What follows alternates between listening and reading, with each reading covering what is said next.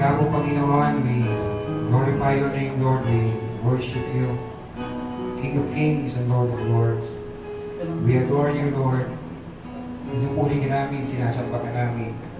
Pinadakila ka pa ng aming Panginoon. Lord, we gather in this place, O God, sa isang tanging dahilan, Panginoon, upang ikaw ay sambahin, upang ikaw ay paragalan, upang ikaw ay pasalamatan, upang ikaw ay nakilain. And yes, Lord, salamat, Panginoon, napakamabiyaya ng Diyos, Lord God. Hindi nyo lang kami tinipon sa lugar na ito upang sambahin ka, upang nakilain ka, upang pasalamatan ka, Panginoon. You gather us, O God, in this place, Panginoon, maging upang aming ibaba ang aming mga pasanin na nilagak sa iyo, Panginoon. At sa iyo makasumpo kami ng kapahingahan, ng kagaanan, ng kaginhawaan, Panginoon. Lord, salamat. Ikaw ang aming kasama sa lahat ng panahon, sa lahat ng pagkakataon, Panginoon. And yes, Lord, sa ganitong gawain, Panginoon, tunay, O Lord God, ikaw ay nasa aming kalagitnaan as you inhabit the praises of your people, Lord. So, Lord, may your presence be with us, Panginoon, at malayang, mabiyayang kumilos at tumawa sa aming mga buhay. As we come to your word, Lord, maging Lord, kami ay mga anak mo, as you said in your word, your sheep listen to your voice, Lord. May we hear your voice, O God. May your word speak to us, Panginoon. Ang buhay at mga pangyarihan mong salita na magpala sa lahat na narito upang makinig, Panginoon. Gunahin niyo ang gawain ito at ang lahat ng gawain na gaganap sa araw na ito. At kayo at tanging kayo lamang ang mga pagkagal at mga papurihan. Salamat po ng marami. Napoy ka namin na dakila. In Jesus' name we pray at natin sa amin lang. Amen.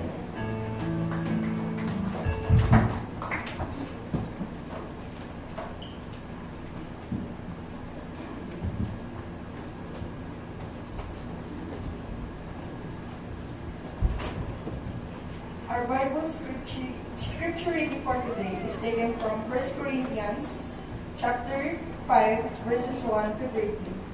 It is actually reported that there is sexual immorality among you, and of a kind that even pagans do not tolerate.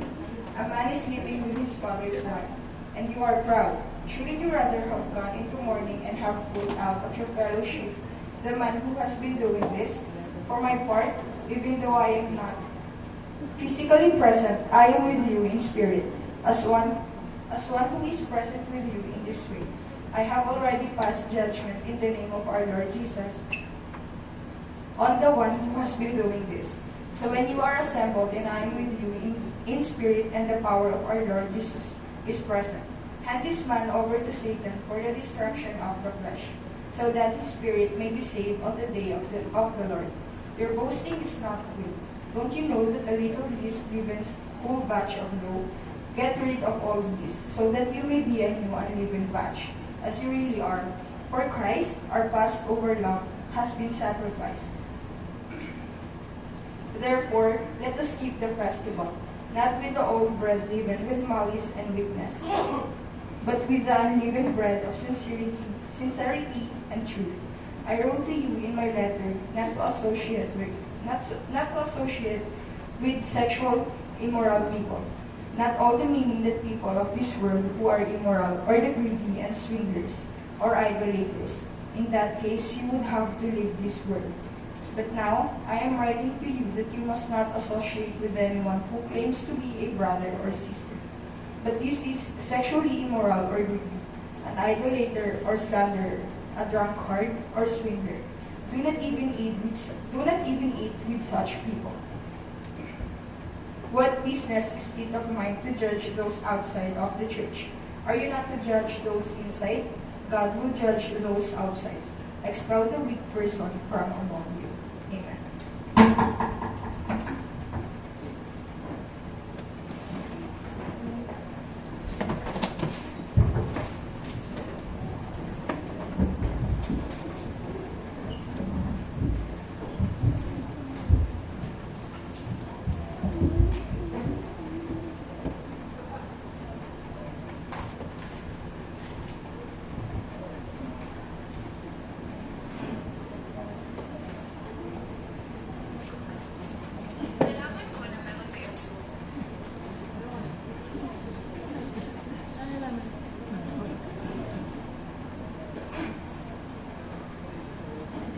Lord.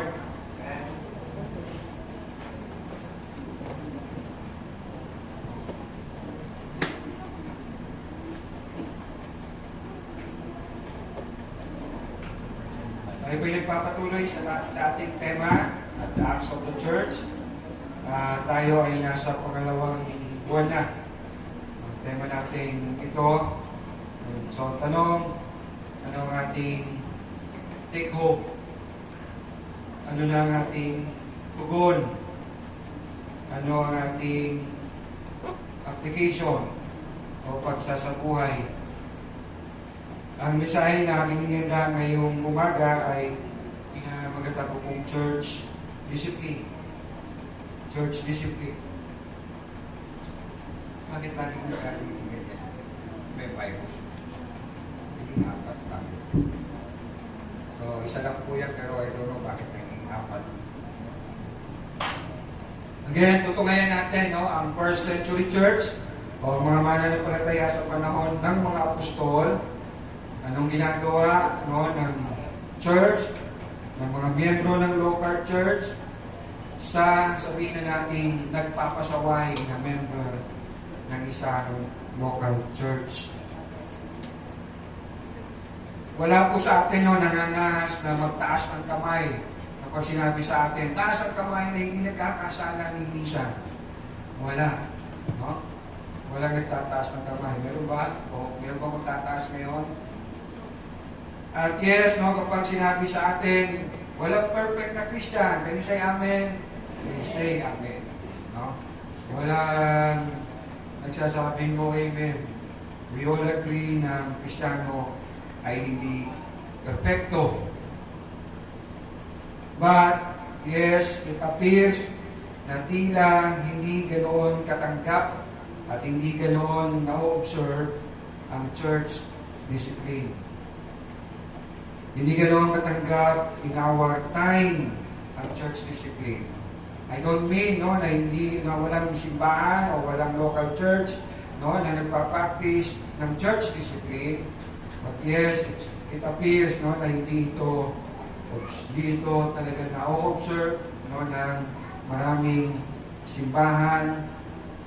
May maririnig tayo kapag halimbawa nabalitaan natin na merong na-disiplina. We can hear people saying, huwag tayong magusga sa kapwa. Hindi tayo Diyos. We can hear people saying, bakit? Perfect na ba kayo? We can hear people saying, mga judgmental kayo. Di ba si Lord nagsabi, huwag kayong humatol ng kayo hindi hatulan? Bakit meron kayong kanyang gawain ng pagdidisiplina?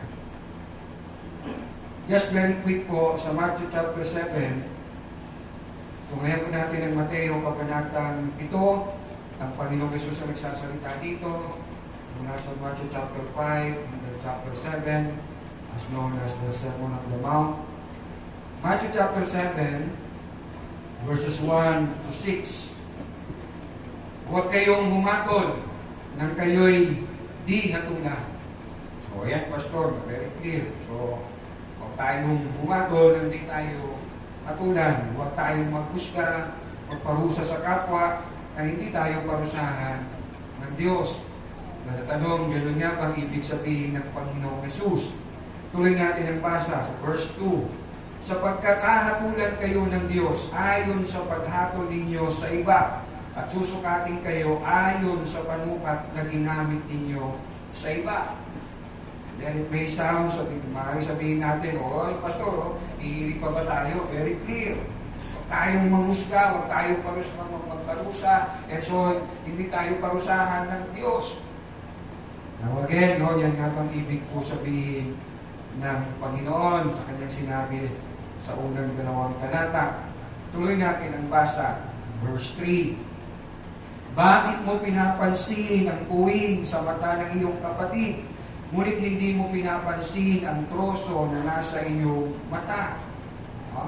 Siguro pamigyan kayo sa may kanta itong asin, na hango sa I believe hango sa talatang ito. So ayan, Pastor, talagang huwag tayong humatol. Dahil sino bang walang putik sa mukha? Sino bang walang dumi sa mata?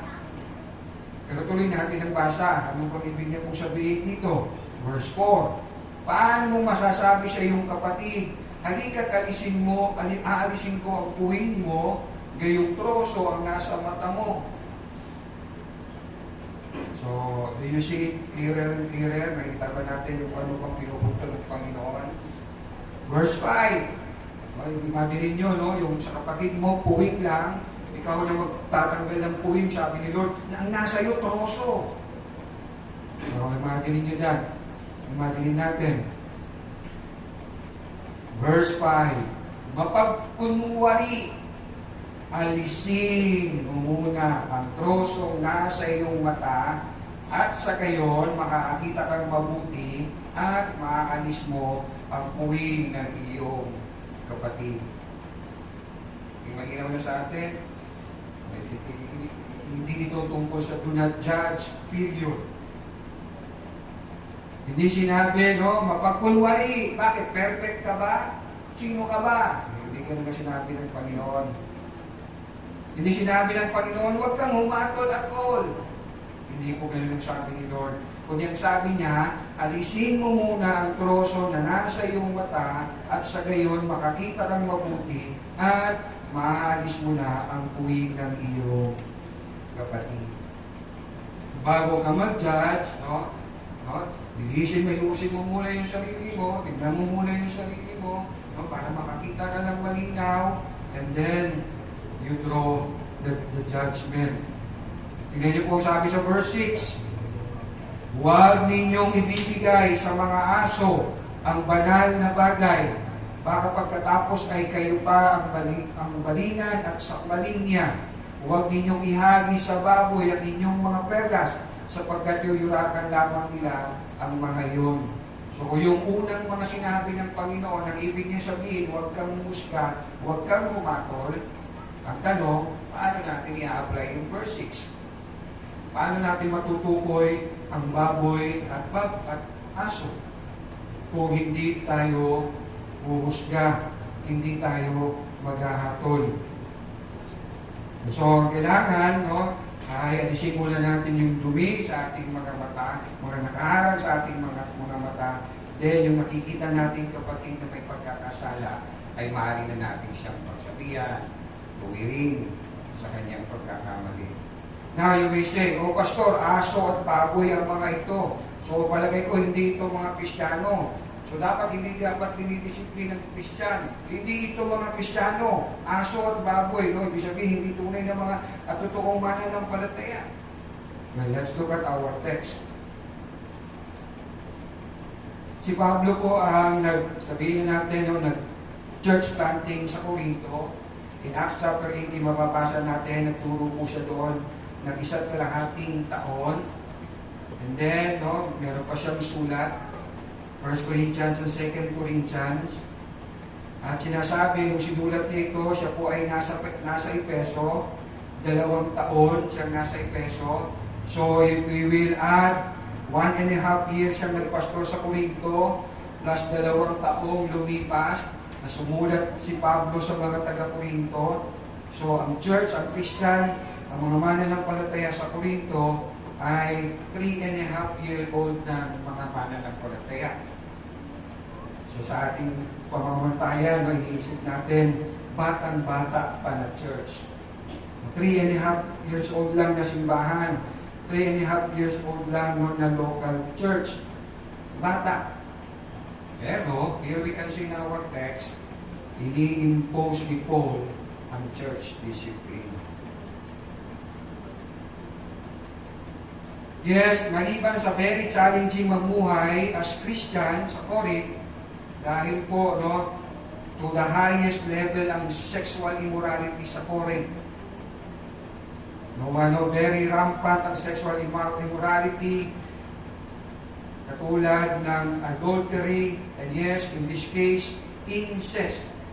Dahil isang mananampalataya, inasawa niya o kinakasama niya ang asawa ng kanyang ama. Imagine that. Na marami nagsasabi na ito ay stepmom. So, patay na marahil yung kanyang tunay na nanay, nakasawa yung kanyang tatay, at inasawa niya ang asawa ng kanyang tatay. So, this is a stepmother.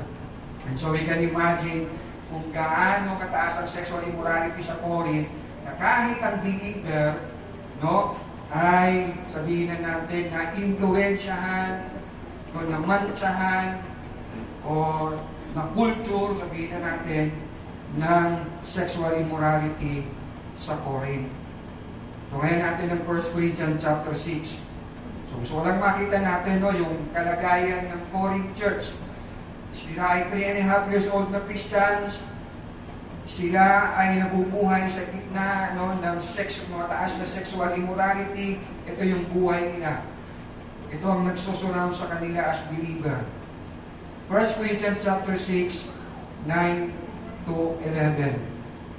And yes, we can relate somehow sa mga mananampalataya sa Corinth dahil hindi na rin marahil nalalayo ang ating mundo, ang ating kasalukuyan sa sexual immorality. Ang kaliwat kanan na nating nakikita sa bansa natin, no, kumakatok na ang divorce, kumakatok na rin ang same-sex marriage. Napakailan lang, no? Kung nabalitaan ninyo, South Korea legalized na ang same-sex marriage.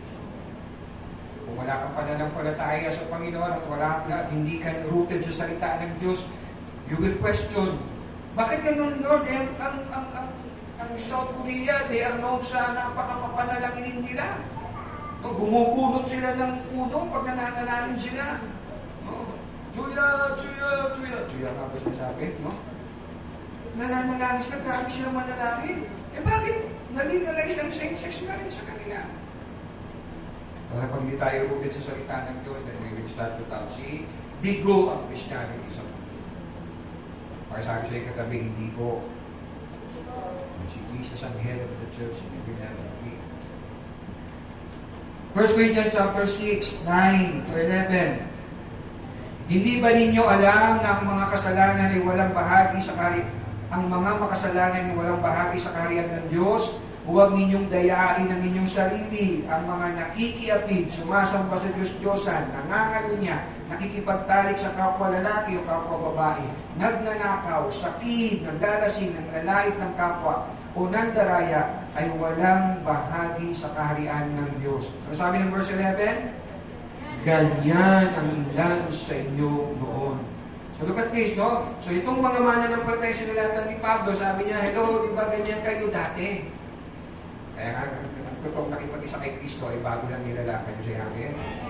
But yes, never will be perfect. Never will be perfect. Hindi kailanman magiging perfecto. So sinasabi ni Paul, no, ito yung buhay ninyo noon. Dahil talaga naman, mantindi naman talaga ng buhay yung galawan sa inyong lugar, no, sa Corinth. Pero ganyan ang ilan sa inyo doon. Let me divide, no, itong aking mensahe sa 3 puntos. Una, ang ginawang kasalanan. Pangalawa, ang ginawang kapabayaan. At pangatlo, panghuli, ang ginawang kahatulan. Ang ginawang kasalanan. Ano ba ang ginawang kasalanan? Ano ba ang nagawang kasalanan po dito? Verses 1 to 2. Nakarating nga sa akin ang balitang mayroong kabilang sa inyo na gumagawa ng imoralidad. Kinakasama niya ang asawa ng kanyang ama. Kahit mga pagano ay hindi gumagawa ng ganyang kahalayan. Again, you can imagine, no, yung sexual immorality sa Corinth, na kahit Kristiyano, no, almost, pangit naman siguro sabihin na culture, no, kundi na-influensahan, nahawa, na gumawa ng, sabi nga ni Paul, kahit mga pagano ay hindi gumagawa ng ganyang kahalayan. Paul was not saying, no, na hindi ito nagawa ng kahit sinong pagano, kundi hindi ito common na ginagawa. Yes, mataas ang sexual immorality sa Corinth, no, sa mga pagano, pero itong asawahin ng sariling asawa ng kanyang ama, hindi ito common nangyayari. And so kaya nasabi niya, kahit mga pagano hindi gumagawa ng ganyang kahalayan. So again, imagine yung sexual immorality umiira sa Corinth na kahit isang mananampalataya ay nakagawa ng kasalanan. Sabi nga ni Pablo, kahit pagano ay hindi magagawa ang bagay niya. Maraya na sa isip natin, baka naman di yan Kristiyano. Tuloy po natin ang ating pagbuhay-bulay. Verse 5, ang po natin masasabi ng itong isang Kristiyano, ito isang mananampalataya, verse 5 ng ating text, ibigay ninyo kay Satanas ang taong iyan upang masira man ang kanyang katawan, maliligtas naman ang kanyang espiritu sa araw na Panginoon. I will explain that further mamaya siguro. No? So here, clearly say to us na itong tao ito ay mananampalataya. Na nakagawa ng kasalanan, we cannot really imagine na magagawa ng isang Kristiyano. Sa ating pong panahon, hindi na lamang mga ordinaryong miyembro ang nai-involve. Miyembro ng simbahan, ng local church, nai-involve sa sexual immorality like adultery, fornication, maging, sabihin na natin, celebrity pastors. Next slide. Mga kilalang pastor sa mundo. Mga pastor no, na may mega church, 5,000 pataas ang attendees, ang mga mananambahan. I will not name this, no, mga names nila. Maybe you are familiar of, no, ang ilan sa kanila. Itong si R.C. Sproul Jr., no, siya ay panganay na anak ni R.C. Sproul. Mga tinitingal at kinikilala, no, na matapat na lingkod ng Panginoon. Pero itong anak niya ay pastor din, nagkasala ng adultery. But now, no, meron na rin, nakabalik na ulit din siya sa ministry. I just forgot ano yung pangalan ng kanyang ministry. Itong sa gitna ni Joshua Harris, no, si Ravi Zacarias. Halos, nung mula nang makilala ko siya, walang halos araw na hindi ako nakikinig ng kanyang mga sermon.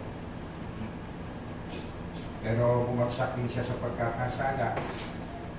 Si Joshua Harris, kung maalala ninyo, yung ginamit na tinuro ko sa inyo, yung stop dating the church. May ilang buwan din natin tinuro. Pagkatapos kong magturo noon, isang couple ang umalis sa simbahan. Dahil ayaw nilang mag-commit, gusto lang nilang taga-attend. Dahil tinuturo doon sa book ngayon, no, yung stop dating the church, ay maging committed ka miyembro ng isang local church. Si Jimmy Swaggart, yung umiiyak. Si Paul Yonggicho, ang pinakamalaking simbahan sa buong mundo. Hindi lang siya nakakulong, kundi pati niyang buong niyang pamilya, o miyembro ng kanyang pamilya. Si Tony Evans, sinasabi, reform pastor din ito, hindi ko napapakinggan ng kanyang mga sermon. Kamakailan lang, 2 months o 6 months ago, siya ay humarap sa simbahan niya at nagpaalam na siya ibababa sa kanyang magiging head pastor dahil sa kanyang kasalanan. Hindi ba niya binanggit yung kasalanan sinasabi ay kasalanan lang? Adultery. Hindi na lang mga ordinaryong mananampalataya ang bumabagsak sa pagkakasala. Na-share ko ito kahapon sa ating Cottage Bible Study. And I hope, no, sabi ko nga sa asawa ko, I hope I don't sound like parang sinisiraan ko itong mga pastor na ito. I hope hindi ganon ang dating sa atin. Kundi ang makita natin na yes, I have to be very serious sa aking buhay pananampalataya. Dahil kahit even mga tinitingala na, sabihin na natin, no, mga pilar, mga poste ng pananampalataya, eh bumabagsak sa pagkakasala. I hope you will not be encouraged na mag-relax. Sabihin natin, kung sila nga, champion of faith, bumabagsak eh. Ako, patin-atin na lang ako eh. I hope no, hindi po natin gawin itong lisensya para tayo ay maging relax no, sa tukso, sa kasalanan. Kundi one, makita natin talagang ang the big one natin ay kasalanan. Nag-usapan natin yan yung sa 1. 2, kahit sino ay maaaring bumagsak sa pagkakasala. Kahit sino. I mean ng sino. Kahit I mean ng sino ay kahit sinong mananampalataya. 3, makita natin ang kahalagaan ng fellowship, ng devotion sa fellowship, kung saan tayo mapapaalalahanan ng salita ng Diyos. Amen? Diba, pag magkakasama tayo, we try to behave as best as we can. Pero pag wala tayo, 4, imagine kung hindi merciful si Lord. Imagine kung hindi faithful si Lord. Wala talagang bigtasan. 1 Peter chapter 4, Unang Pedro Kabanatang 4, verse 18. Tulad ng sinasabi ng kasulatan, kung ang taong matuwid ay napakahirap maligtas, ano kaya ang kahihinatnan ng mga makasalanan at hindi kumikilala sa Diyos? Salamat na lang ang Diyos ay merciful and faithful. Amen. Panglima, yes, pagmalasakitan natin ang pangalan ng Diyos. Pagmalasakitan natin ang pangalan ng Diyos. Huwag nating bigyan ng kahihiyan ang pangalan ng Diyos sa ating pamumuhay. Yes, we cannot dethrone God. Hindi natin siya maibababa sa kanyang luklukan sa pamamagitan ng ating pagpapasaway. But yes, nalalapastangan ang Diyos. Sabi ni Mahatma Gandhi, I believe Jesus' teachings, but I don't believe Christian.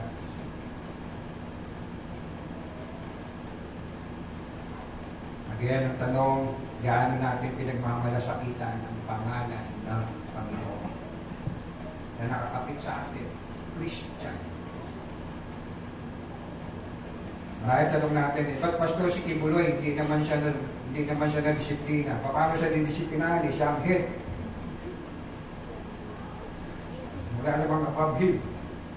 Wala namang government above him, church government above him. Ito yung nagdidisiplina sa kanya. Sabi pa nga niya, kapampi niya ang ama. Kaya napakahalaga po ng church discipline.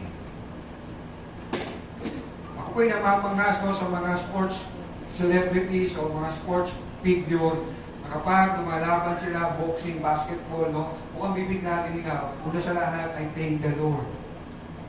Okay? Next slide. Ito si Ryan Garcia. The first time I saw his video, talagang I was so touched. Kasi dineclare niya si Jesus as King of Kings and Lord of Lords sa harapan ng madlang people. Pero itong si Ryan Garcia, na kung magpahayag ay very bold about his faith in the Lord Jesus Christ, ganun din naman siya ka-bold sa harapan, sa national, international TV, kung magmura, mag-dirty finger, magganong-ganon. Kung pwedeng bang ganon, you praise the Lord and at the same time, ang lumalabas sa bibig mo. Diba sabi ni James, hindi nararapat na lumalabas sa bibig natin na pagpupuri, hindi lumalabas ang pangungulaya o pagmumura. Minsan magmaingat din tayo, natatuwa, na-bless lang tayo sa sinabing post na yan. Dahil maraming gano'n. Na talagang si Justin Bieber, kung magsalita sa concert, talagang Kristiyano. Pero look at his life. Pastor, judgmental po yata tayo. Yan na. So, ang ginawang kasalanan, sexual immorality, particularly ay incest. And yes, ang gumawa, mas bigolo, lalo pa natin makikita, mananampalataya. Kabilang sa local church ng Corinth. Let me go sa second point. Ang ginawang kapabayaan. Ang ginawang kapabayaan ng local church, ng leaders ng church. Verse 2, sabi ni Paul sa kanila, at nakuha pa ninyong magmalaki. Dapat sana'y mahiya kayo. Hindi lang yan tinutukoy yung nagkasala ng incest. Dapat sana'y mahiya kayo at malungkot. At ang taong gumagawa ng gano'n ay dapat ninyo, sabi, itiwala. Anong ginawa ng church sa Corinth na ginagalit ni Paul? Siya pa naman ang church planting dito. 1.5 years siyang nagturo doon. Nagpadala pa siya ng sulat, 2, ang some saying 3 pa. Galit na galit si Paul. Bakit? Sa kandahi, pinabayaan ng church. It appears nagkaroon sila ng toleration, tinolerate nila yung kasalanan ginawa ng kanilang kapatid. pananampalataya. Anong naging epekto ng kapabayaan nila? Chapter 6. Chapter 5 ang text natin. Look at chapter 6. Dahil meron silang toleration ng kasalanan sa loob ng iglesia, ng kanilang local church. Let me read beginning verse 1 ng chapter 6, unang Korinto. Kung may reklamo ang sino man sa inyo laban sa kanyang kapatid sa pananampalataya, bakit siya nagsasakdal sa mga hukom na di mananampalataya, sa halip na ipaubaya sa mga hinirang ng Diyos ang pag-aayos ng usapin nila? Yun yung naging epekto. Merong nag-aaway sa loob ng local church na imbis sa leader ng church sumangguni para mag-ayos, ay pumunta sa barangay. At sa barangay, hindi pa mga mananampalataya ang nandun. Paano? Toleration sila ng kasalanan. Verse 2, hindi ba ninyo alam ng mga hinirang ng Diyos ang hahato sa sanlibutan? Kung kayo ang hahato sa sanlibutan, hindi ba ninyo kayang hatulan ng ganyang kaliit na bagay? Hindi ba ninyo alam na hahatulan natin ang mga anghel? Gaano na lang ang mga bagay na may kinalaman sa buhay na ito? Kung may mga usapin kayo, bakit ninyo ito dinudulog sa mga tao hindi kinikilala ng iglesia? Hindi niya dinulog sa church. Bakit? Meron tayo nito. Hindi pinag-uusapan. Hindi naman inayos. Bakit nagsasakdal kayo sa hukuman? Kapatid laban sa kapatid at sa harap pa naman ng mga di mananampalataya. Imagine nyo, halimbawa, huwag naman loobin ng Panginoon, nandiyan kami sa labas ni Brother Elder Ege, nagsusukuhan kami, nagmumurahan kami, hindi dinala kami doon sa barangay. Verse 7, at pagkakaroon ninyo ng usapin laban sa isa't isa ng kabiguan sa inyo. Bakit hindi na lang ninyo hayaan gawin kayo ng masama? May message, sounds parang desperado si Pablo. Bakit hindi na lang ninyo hayaang madaya kayo? Subalit kayo mismong gumagawa ng masama at daraya kahit na sa mga sarili ninyong mga kapatid sa pananampalataya. So, ano naging epekto? Nanganak, yung kasalanan na tinolerate sa loob ng iglesia sa kanilang pagpapabaya. Verse 6, ang ating text, hindi kayo dapat magmalaki. Hindi ba ninyo alam ang kasabihang nagpapaalsa ng kaunting pagpaalsa ang buong masa? Anong ibig sabihin po dito ni Paul? Verse 7, alisin ninyo ang lumang pangpaalsa. Ano itong pangpaalsa ang tinutukoy ni Paul? Baking soda? Hindi. Ang kasalanan upang kayo'y maging malinis. So what was Paul saying? Tinolerate nyo yan. Alisin nyo yan. Makakasama sa inyo yan. So merong toleration, ang church sa kasalanan. Ay, isip nga, huwag tayong maging judgmental. Sino ba ang perfect? Wala naman. Kasi ito naging result. As we probably know, ang daming sakit ng ulo kay Pablo ang Corinth Church. Diba? Sa bungana pa lang. Sabi ni Pablo, hati-hati kayo. May Apollos, may Pedro, may Pablo. May Jesus. Bakit? Sino ba napako? Si Pablo? Si Apollos? Si Kristo lang. May division. May pangkat-pangkat sila, mayaman at mahirap. Ano pa? Marriage problem. Spiritual gifts. Nagkontesan sila, pagalingan sila ng spiritual gifts. Walang kaayusan ng pananambahan. Nanganak ng mga kasalanan ang tinolerate nila kasalanan sa local church. Sabi ni Paul, alisin ninyo ang lumang pangpaalsa. Alisin ninyo ang kasalanan upang kayo maging malinis. Verse 7. See the importance of church discipline. Let me go sa pangatlo na panuling puntos. Ang ginawang kahatulan. Ang paghahatol, ang verdict. Sabihin na natin ang church discipline na in-impose. Verse 2. Letter B. Let me begin sa verse 2. At nakukuha pa ninyong magmalaki, dapat sana'y mahiya kayo at malungkot, matangtang, gumagawa ng ganun ay dapat ninyong itiwala. Kahit wala ako riyan sa katawan, nariyan naman ako sa Espiritu, kaya't parang nariyan na rin ako. Ang gumagawa niyan ay hinatulan ko na sa pangalan ng ating Panginoong Hesus. Kapag kayo nagtipon-tipon at ang Espiritu kayo nariyan sa kapangyarihan ng ating Panginoong Hesus, ibigay ninyo kay Satanas ang tao niyan upang masira man ang kanyang katawan, maliligtas naman ang kanyang espiritu sa araw ng Panginoon. How it sounds like sa atin. If you just, first time mo marinig ito, kapasa. Ang hatol, itiwala. Ang hatol, ibigay ninyo kay Satanas ang tao niyan. Imagine mo yung buhay mo. Tatay ka, dapat na sabihin ng leaders mo sa church, sa anak mo, bigay mo yan kay Satanas. Hindi kaya pag nayasa ng buong mag-anak, pati kaibigan. Diba? Tara na, huwag na tayo dyan. Buwang-buwang ng mga pastor na leader na. Grabe sila, tawagin mo naman. Bigay nila yung anak ko kay Satanas. Nunod church, sa buko pa.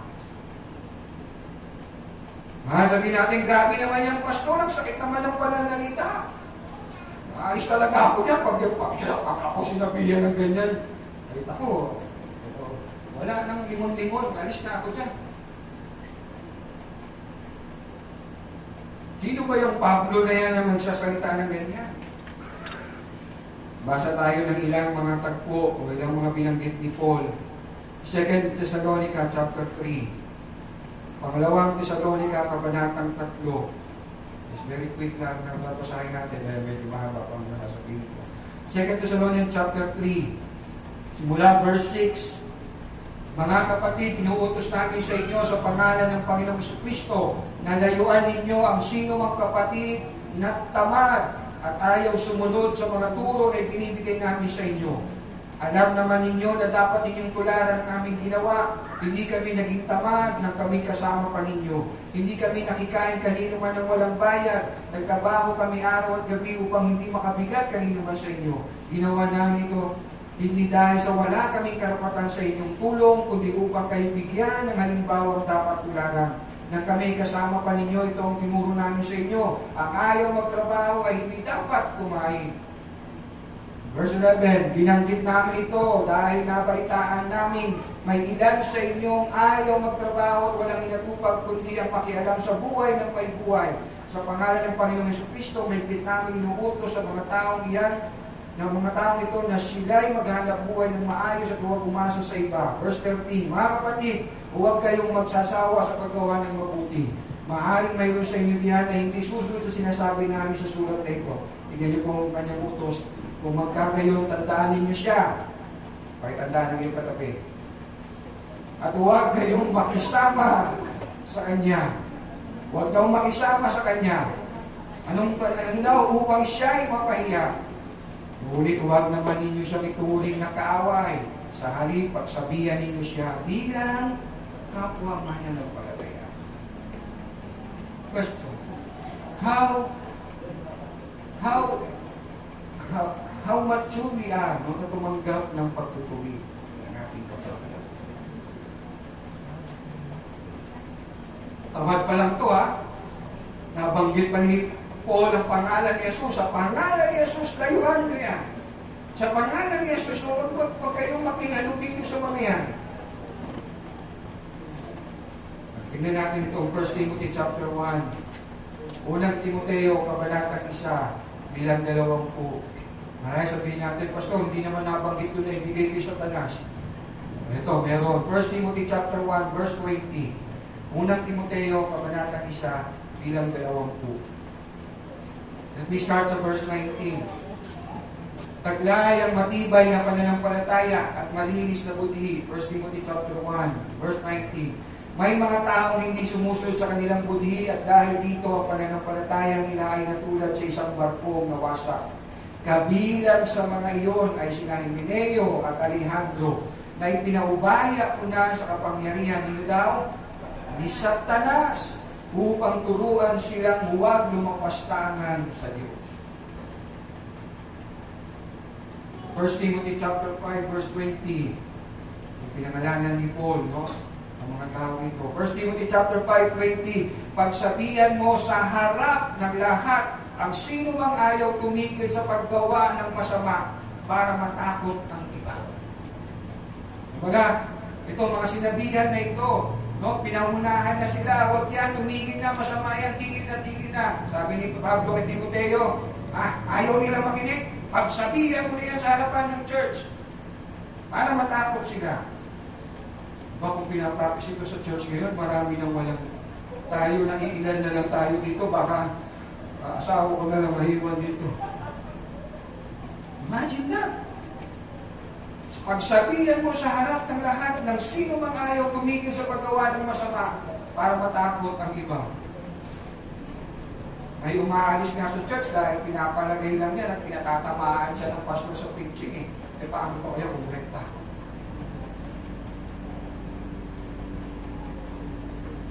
May narinig ko akong sermon mula po sa text na ito. Sabi niya, hindi daw Christian yung namata, yung nagkasala ng incest. Hindi daw yung Christian. At kaya hindi dapat pinapractice ang ang church discipline sa church kasi nasa under grace na daw tayo. Ang tinutukoy ko ay si Joseph Prince. Na isang extreme grace ang pumagtulog. Si Pastor Lapis, as far as I can understand, in his preaching, nakakalungkot din.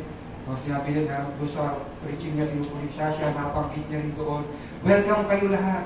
Hindi namin kayo huhusgahan. Bahala si Lord sa inyo. Hindi ganoon ang practice ng mga churches ng panahon ng mga apostol.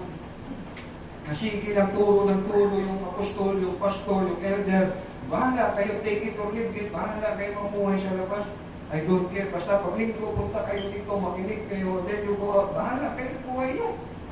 Hindi ganoon ang sistema ng church mo. Merong church discipline. Bakit? Saan magaling ito? Tungayan natin sa Matthew chapter 18. Matthew chapter 18. Let's read simula verse 15. Mateo kabanatang 18 verses 15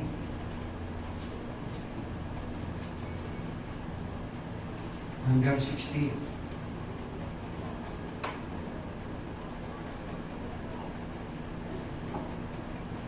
Matthew chapter 18.